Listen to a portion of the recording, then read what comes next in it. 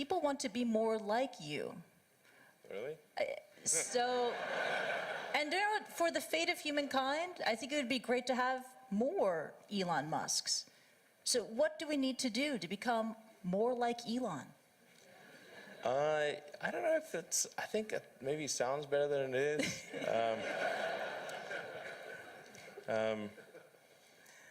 Yeah,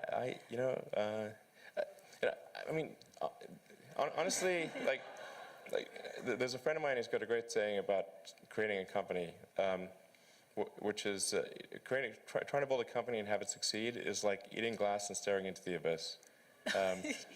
Well, so, I mean, what tends to happen is it's sort of quite exciting for the first several months of starting a company, and then reality sets in. Things don't go as well as planned. Customers aren't signing up. The technology or the product isn't working as well as you thought.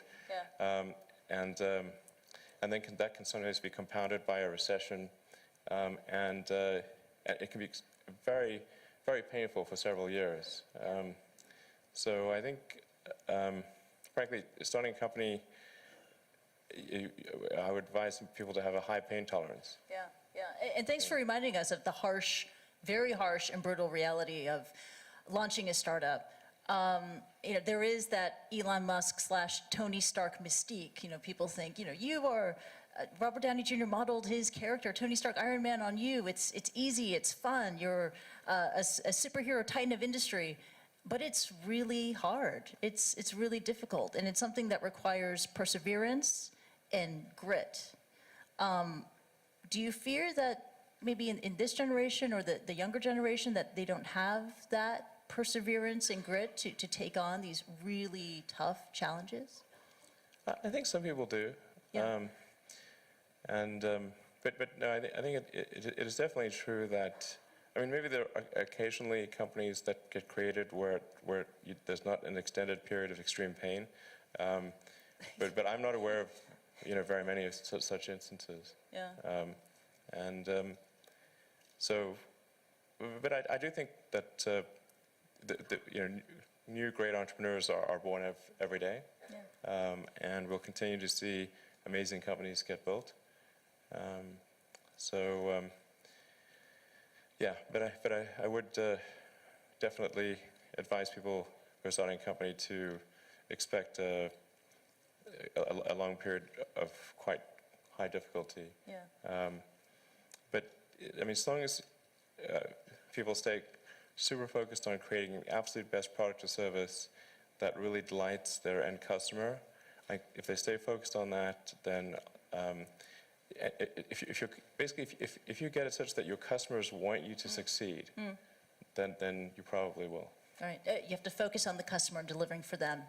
Yeah. Make sure if your customers love you, your odds of success are dramatically higher. Yeah. All the entrepreneurs in this room, they're listening to that message. And we're running out of time, so this is the final question.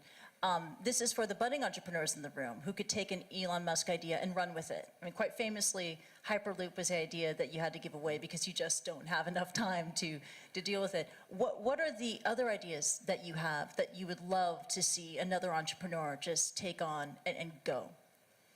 Well, I think there's a lot of opportunity in general in electrification of transport. So electric aircraft, I think there's a lot of opportunity there.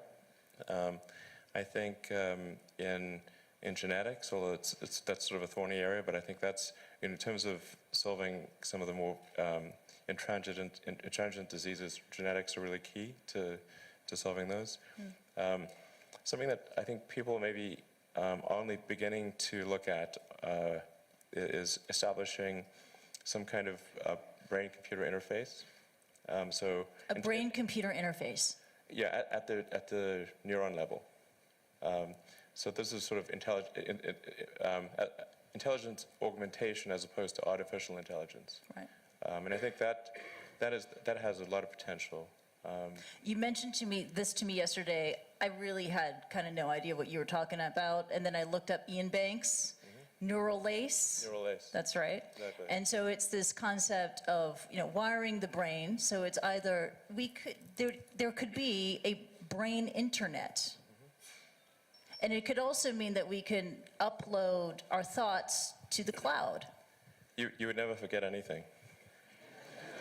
And you wouldn't need to take photographs. Yeah.